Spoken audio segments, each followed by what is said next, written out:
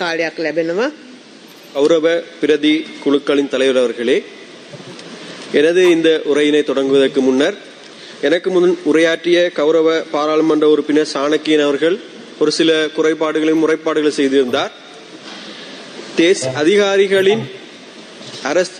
அதிகாரிகளின் தங்கள் கடமைகள் மீது அரசு அதிகாரங்களை பிரயோகிப்பதாக ஒரு குற்றச்சாட்டை முன்வைத்திருந்தார். தேசிய மக்கள் சக்தி அரசாங்கத்தில் அரசியல் தலையீடுகளை நாங்கள் எந்த ஒரு வகையிலும் நிகழ்த்துவது கிடையாது. அரசு அதிகாரிகள் சுதந்திரமாக செயற்படுவதற்காக நாங்கள் இடமளித்திருக்கின்றோம்.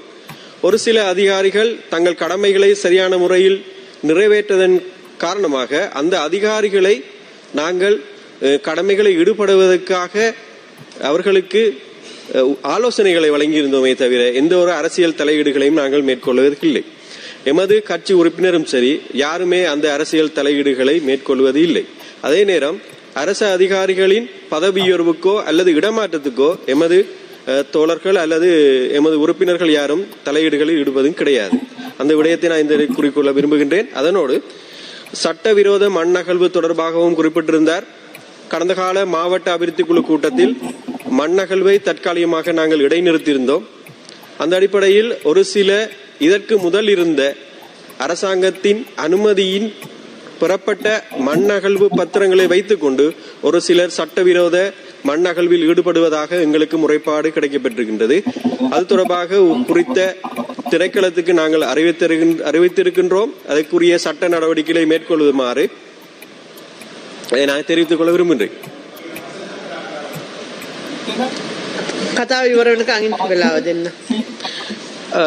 தற்போது எனது உரையினை தொடங்கலாம் என நினைக்கிறேன். மட்டக்களப்பு மாவட்டத்தின் ஏறாவூர் புன்னக்குடா எனும் பிரதேசத்தில் முதலீட்டு சபை மற்றும் கைத்தொழில் அமைச்சின் கூட்டிணைப்புடன் சுமார் 400 ஏக்கர் நிலப்பரப்பினை கொண்ட புடவை கைத்தொழில் வலயம் ஒன்று கடந்த அரசாங்கத்தினால் ஆரம்பிக்கப்பட்டிருந்தது. இதன் முன்மொழிவு 2018 ஆண்டு 14ஆம் இலக்க செயல்நுணுக்க அபிவிருத்தி கருத்திட்டத்தின் 3வது பிரிவின் 4வது உபபிரிவின் கீழ் 2021 ஜூலை 30ஆம் தேதி 2238 கீழ் 40ஆம் இலக்க அதிவிசேட வர்த்தமானி மூலம் உபாய ரீதியான கருத்திட்டம் ஒன்றை பிரகடனப்படுத்தப்பட்டிருந்தது. இக்கருத்திட்டத்தின் மூலமாக அந்த பிரதேசத்தில் புடவை கைத்தொழில் வலயமாக்கப்பட்டிருந்தது.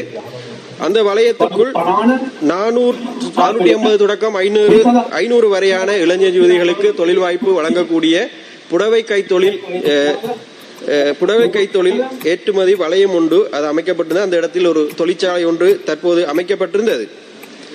இந்த மூலப்பொருளை உற்பத்தி செய்யும் தொழிற்சாலையாகத்தான் அந்த தொழிற்சாலை அமையப்பட்டிருக்கின்றது. அதன் மூலமாக முடிவுப் பொருட்களையும் ஏற்றுமதி செய்யக்கூடிய சந்தை வாய்ப்பு எங்களுக்கு கிடைக்கக்கூடியதாக இருக்கின்றது.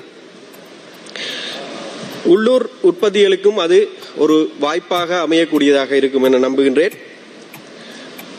இறக்குமதி மற்றும் ஏற்றுமதி ஓர் அங்கமாக மட்டக்களப்பு விமான நிலையத்தினை தரம் உயர்த்துவதனூடாக சர்வதேச விமான நிலையத்துக்கான தரம் உயர்த்துவதனூடாக மட்டக்களப்பு மாவட்டத்துக்கான அபிவிருத்தி இலவாக்கப்படும் என நம்புகின்றேன். அதனோடு திருகோணமலை துறைமுகத்தின் ஊடாக இந்த விநியோக செயற்பாடுகளை மேற்கொள்ளக்கூடியதாக எதிர்கால திட்டங்கள் மூலம் ஆடை மற்றும் கைத்தொழில் துறையின் முதலீட்டாளர்களையும் முதலீடுகளையும் அதிகரித்துக் கொள்வதற்கான திட்டங்கள் நடைமுறைப்படுத்த எதிர்பார்த்துள்ளோம்.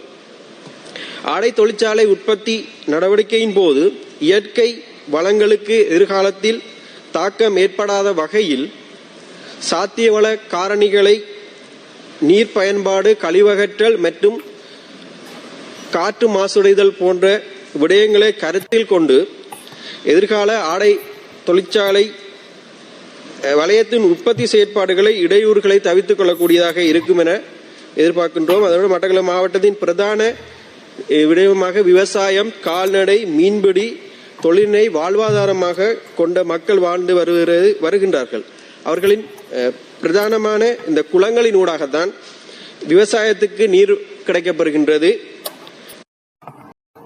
உன்னிச்சை குளம் இதில் பிரதான ஒரு குடிநீருக்கும் பயன்படுத்துகின்ற ஒரு குளமாக காணப்படுகின்றது. குறித்த குளத்தின் மூலம் குடிநீர் விநியோகம் மேற்கொள்ளப்பட்டிருந்தாலும் குடிநீர் சார்ந்த பிரச்சனைகள் எமது மாவட்டத்தில் ஆங்காங்கே இருக்கின்றது. உதாரணமாக வவுனதீவு, செங்கலடி, கோரளைப்பற்று மத்தி மற்றும் வாகரை பிரதேச செயலகத்துக்குட்பட்ட சில கிராமங்களில் இந்த குடிநீர் பிரச்சனைகள் காணப்பட்டுக் கொண்டிருக்கின்றது.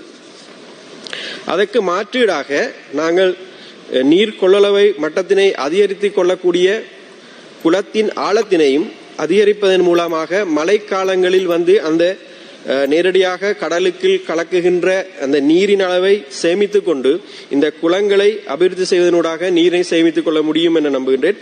வாகனேரி உருகாமம் குளங்களில் இந்த குடிநீருக்கான விநியோக திட்டங்களை ஆரம்பிப்பதனூடாக இந்த மாவட்டத்தில் இருக்கின்ற குடிநீர் பிரச்சனைக்கு தீர்வினை காண முடியும். ஆடை தொழில் முதலீட்டு வலயத்துக்கு தேவையான நீர் விநியோகம்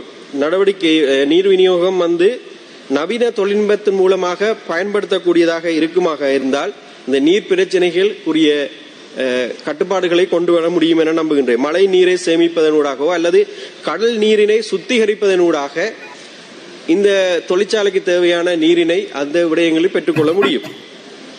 ගරු මන්ත්‍රීතුමා තව විනාඩි 2ක කාලයක් ලැබෙන්නේ.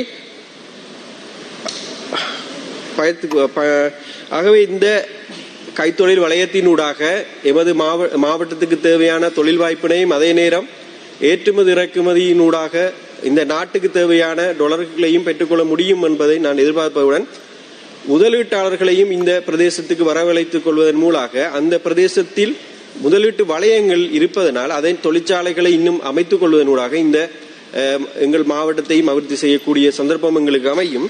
அதேபோல் பல மீன்பிடி சார்ந்த பிரச்சனைகள் இங்கு இருக்கின்றது. அந்த பிரச்சனைகளுக்கும் தீர்வு பெற்றுக்கொண்டு எமது மாவட்டத்தை அபிவிருத்தி செய்ய முடியும் என்ற நம்பிக்கையோடு தேசிய மக்கள் சக்தி அரசாங்கத்தின் அழகான நாடு செழிப்பான மக்கள் என்ற கருத்திட்டத்தின் அடிப்படையில் எமது நாடு வளம் பெறுவதற்கு எமது சந்தர்ப்பமாக இது அமையும் என்று கூறிக்கொண்டு இந்த உரையினை நிறைத்துக் கொள்கிறேன். நன்றி.